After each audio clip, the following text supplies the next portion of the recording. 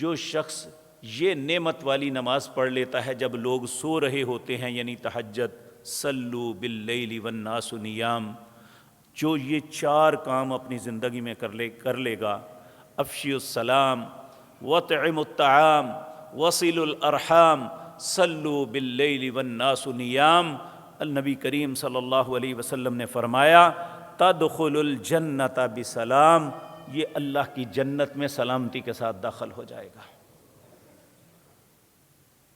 ہم سب جنت کے متمنی ہیں، اللہ سے سوال کرتے ہیں جنت کا، اللہ سب مسلمانوں کو، ہم سب کو وہاں اکٹھا کرے، لیکن اس کے لیے ہمیں یہ صفات پیدا کرنی ہوگی، ہمیں ایسا بننا ہوگا۔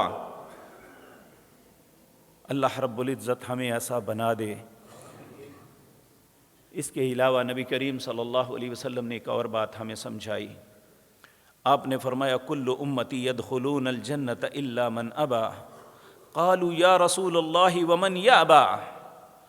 آپ نے فرمایا میری ساری امت جنت میں جائے گی، مگر وہ نہیں جائے گا جس نے جنت میں جانے سے انکار کیا۔ پوچھنے والوں نے پوچھا یا رسول اللہ کون ہے جو جنت جانے سے انکار کرے؟ آپ نے فرمایا جس نے میری اطاعت کی وہ میرے ساتھ جنت میں جائے گا۔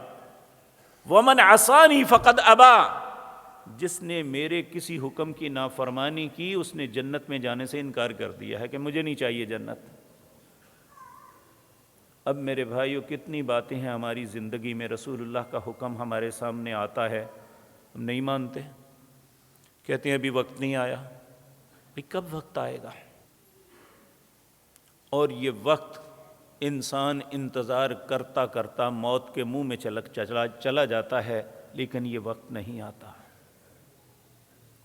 اگر ہم چاہتے ہیں کہ رسول اللہ ہم اپنے ساتھ جنت میں لے کے جائیں تو آپ نے اس کا رستہ بتا دیا، کل امتی یدخلون الجنت الا من ابا، قالوا ومن یابا یا رسول اللہ صلی اللہ علیہ وسلم، بھلا کون بے وقوف ہے جو جنت میں جانے سے انکار کرے؟ آپ نے فرمایا ہے من اطاعنی دخل الجنہ، جس نے میری اطاعت کی وہ جنت میں جائے گا۔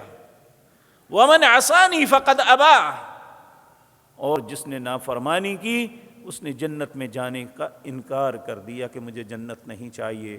اللہ ایسی بد نصیبی سے ہم سب کو محفوظ